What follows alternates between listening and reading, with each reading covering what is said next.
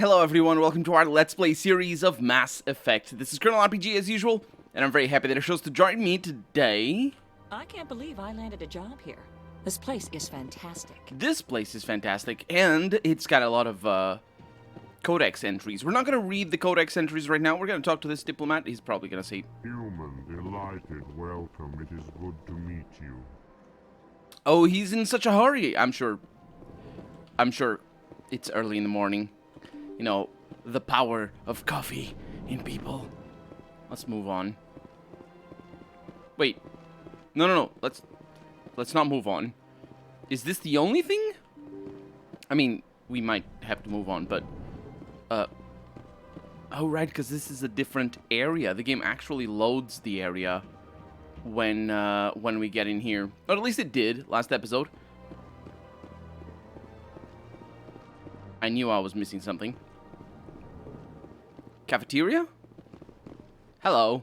I'm new here. Human and all. Hi. This place seems strange. I wish there were more humans around.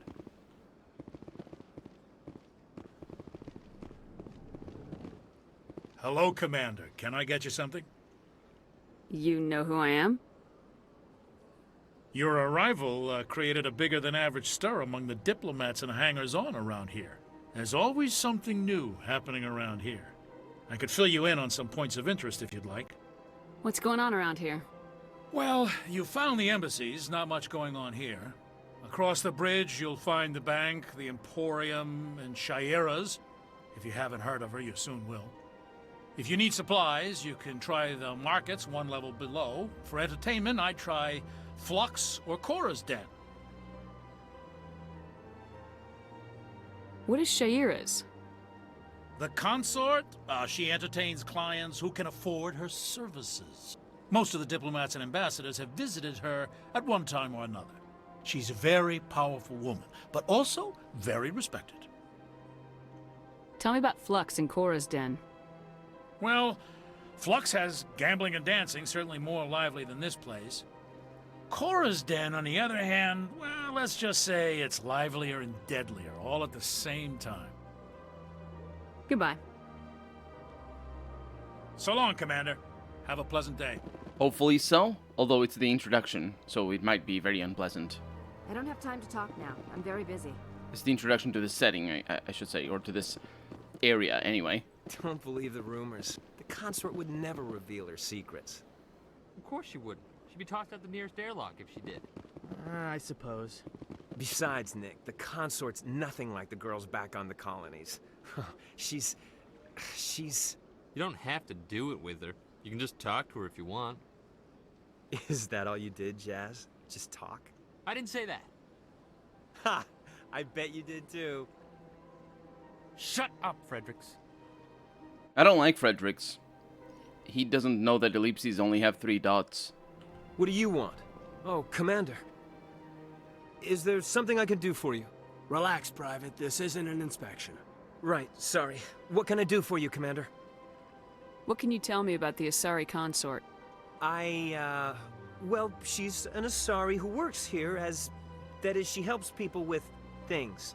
You never went to see her, did you, Fredericks? No, I never did. I couldn't afford it. It costs half a year's credits just to go in and talk to her. Can you at least tell me where I can find her? Sure. She's across the bridge from the embassies. Thanks, kid. Have fun. Try not to get into too much trouble. I will. Have fun, that is. Which means that he's not gonna try to get into too much trouble. I mean... You have to be tough with these aliens. They won't respect you otherwise. Unless they will, in which case you don't? My question is, how do you know that they won't respect you otherwise? That's just that seems like an assumption, honestly. A very dangerous assumption. Anyway, let's get out of here. No, not get out of here. We have this room over here. Executor Palin. Zatorian. Commander Shepard, I didn't expect to see you here. Did Ambassador Udina send you? Nobody sends me anywhere. I just need some information. You humans are always so curious, always sticking your fingers into someone else's pie. Is that the right expression? Never mind. Forget I asked. Was there something you needed, Commander? I get the feeling you're not too fond of humans. No, I just don't trust your kind. Not yet. That's the... You humans are eager to take all the power you can get, and you're being given a lot. If the Council wants to make humanity their new favorite pet, that's their business. But I don't have to like it. That's the not being too fond of humans bit. It's like, I guess you're not too fond of cats. No, I just don't like them is all. Yeah. The Council treats us like second-class citizens. We have to fight for everything we get. Good. Then fight for it. But don't expect the rest of us to just sit back and let you take it. I'm a busy man, Commander. Are we done here?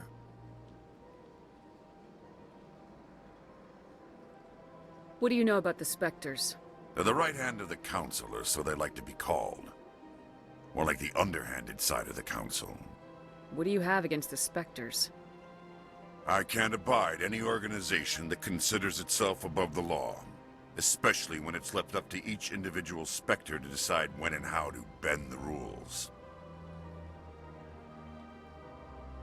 That's interesting. Above the law. What could that mean? Since they're clearly not above the law, they're below the Council. Sometimes you have to bend the law to keep people safe. I've been with CSEC for 30 years. I've never had to break the law to do my job, not once. Yeah, right. You expect us to believe none of your officers are corrupt? That's not... There are over 200,000 CSEC agents. Some of them are going to be bad. But we don't turn a blind eye to corruption like the Specters do. We do our best to find and punish any officer who breaks the law. Specters? They'll never come under that kind of scrutiny. Also, being corrupt is not what breaking the law means. I mean, sure, being corrupt can be against the law, although sometimes it isn't, depending on what kind of setting you're living or what kind of country or time. But one thing doesn't go with the other. And certainly, looking at the Specters that operating outside the law, if I tell you, oh, there's these sort of special agents that operate outside the law and then go everywhere and take care of evildoers or something like that, you don't expect them to... You say, oh, you mean they operate outside the law? Oh, they must be corrupt then. That's not what it means. What? Which was what Ashley sort of implied that it meant. The galaxy needs people like that. People who do the dirty jobs. I agree. But they need to be held to a higher standard. They need to be accountable. Saren's out of control. We both know that. But because he's a Spectre, the Council doesn't want to do anything about it. Is that the kind of person this galaxy needs? I'm going renegade here. Absolutely. The only thing that matters is accomplishing the task. Maybe. But I've never had to cross that line to get the job done. Never. Get the job done. He's permanently on the other side of the line. If the job is to, do something bad. Because, I don't know what his job is, to be honest, but whatever. He's not Spectre. Tell me about CSEC. CSEC provides necessary police and security services throughout the Citadel. We're a civilian government agency, though many of our members have had military training. Of course, as the CSEC representative to the Council, I spend most of my time liaising between the two. He's CSEC representative. Okay, well, yeah. So he's like the police chief thingy, maybe. Potentially. He's just a representative, so I don't know if chief is the correct one. Tell me about your investigation into Saren. Sorry, Commander. I don't make a habit of giving out details about ongoing investigations. I'll be going now. Goodbye, Commander. And we have some codex entries, which we have to read. There's also a computer console over here that I think I can open without much... Oh, that is bad. Oh, look at that. I smashed against the orange ones and it didn't break anything. Diplomatic advisory warning. The following message was transmitted from an untraceable account to multiple recipients across the extranet. Further monitoring of the situation is warranted. It reads, "My fellow biotic, capital Y at the beginning after colon. You have been selected to receive this transmission because of our shared plight. Few understand us.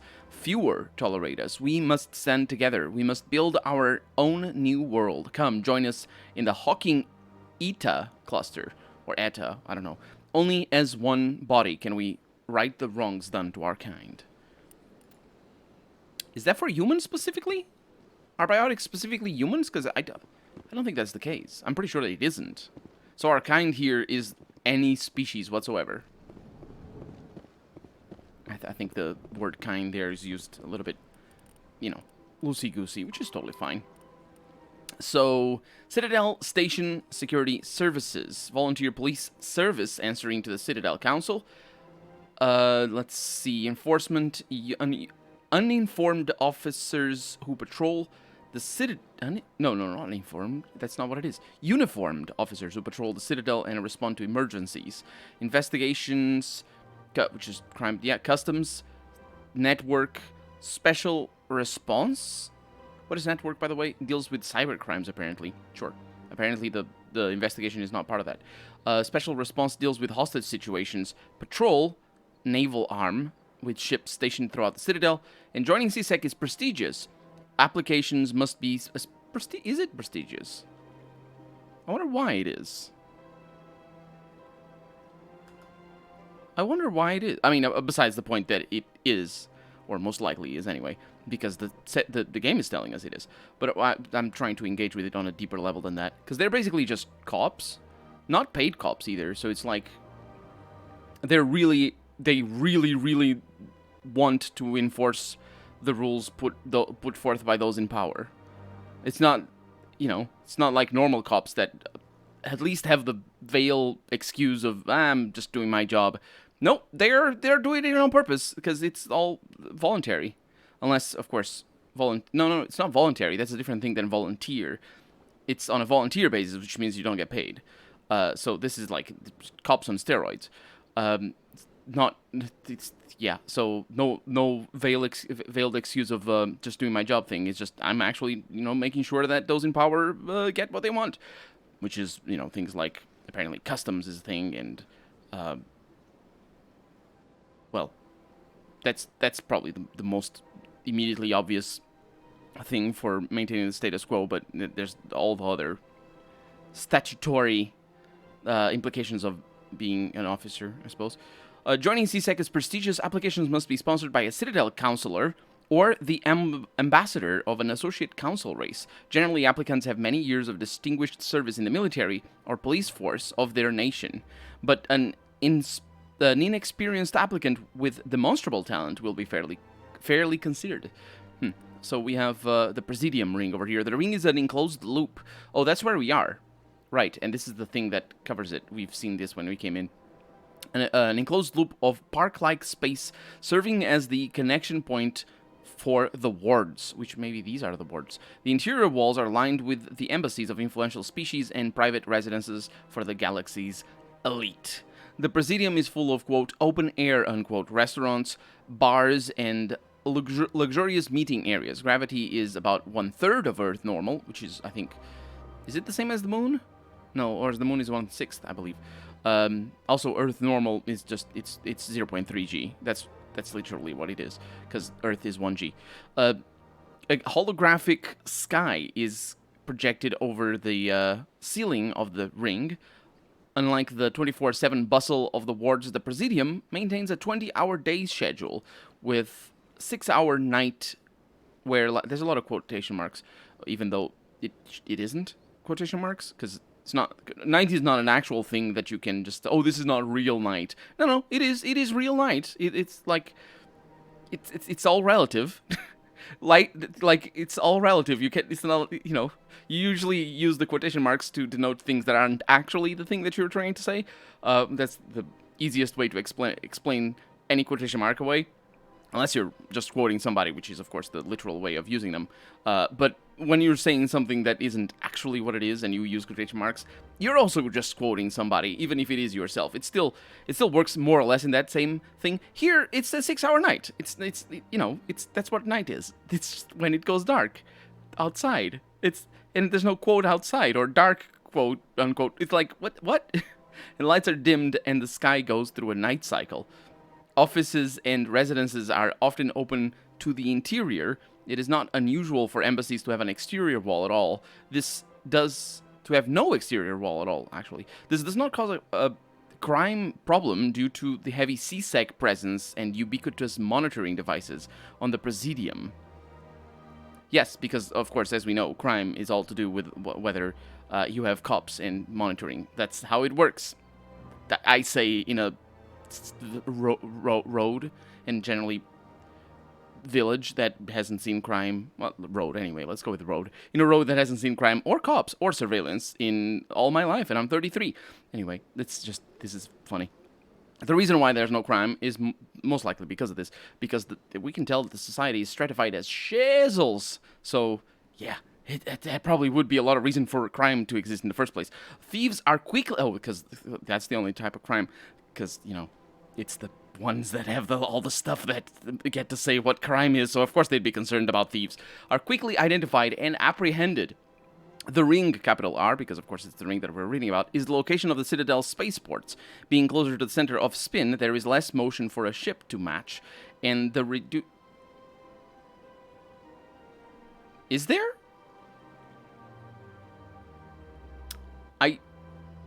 Is there, though?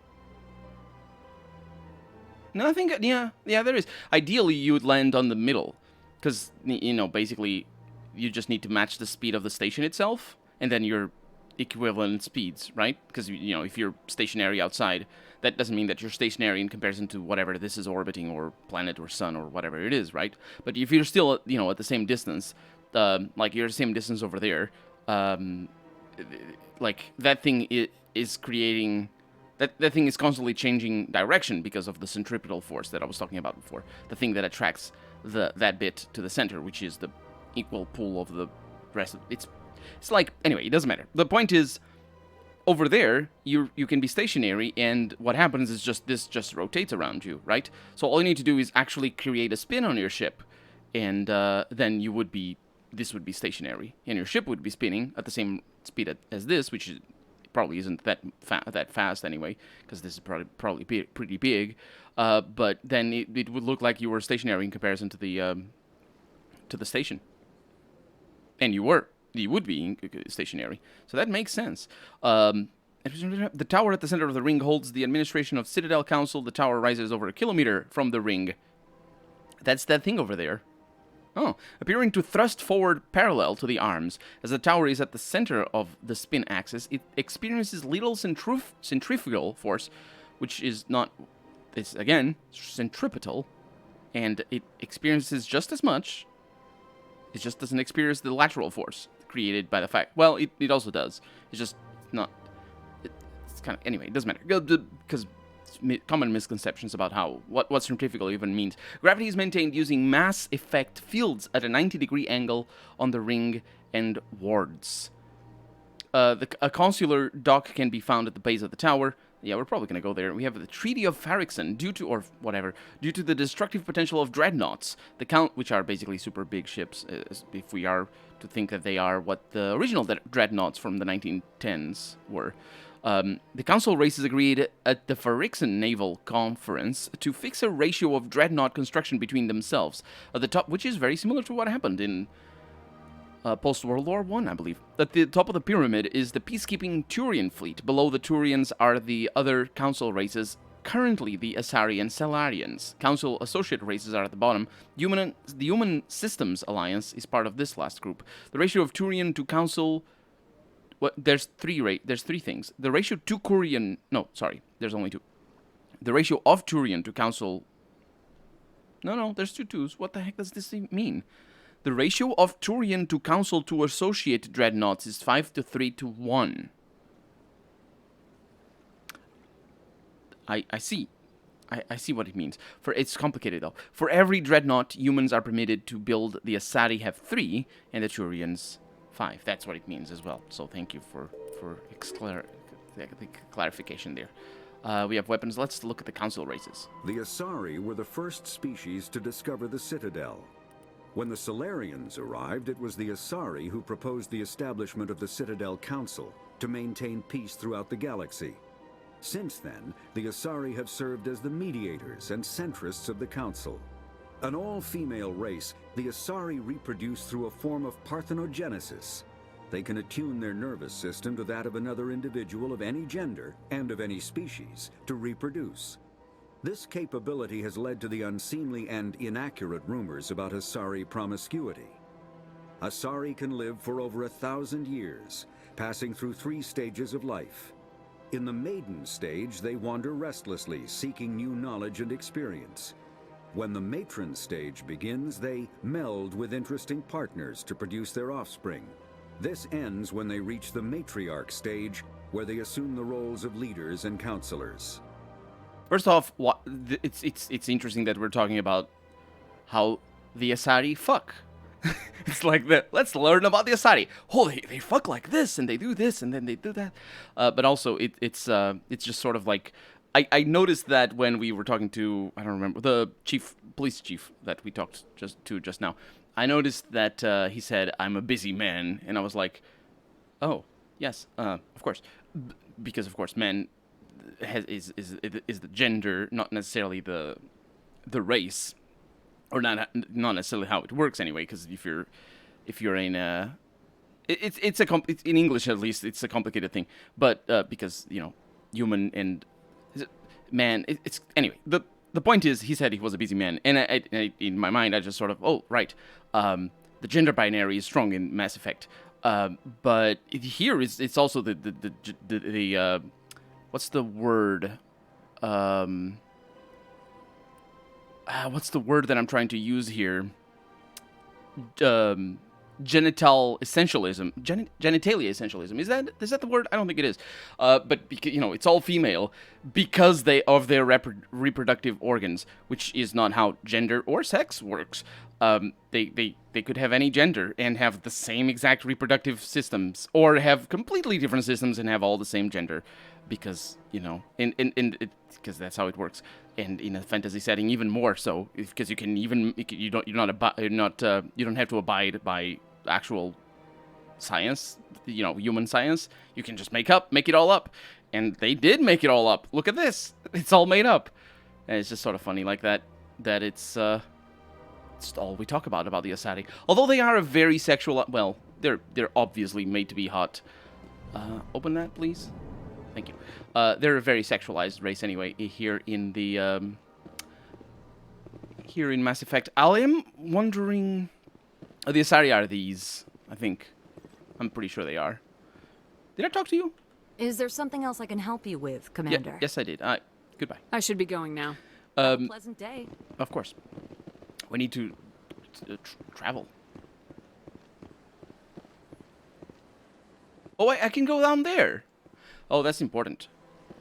Yeah, but I was trying to think if that woman that we saw in with the auditorium with Saren, the one that the cleavage showed up first. Actually, her butt showed up first, and then cleavage in your face right there.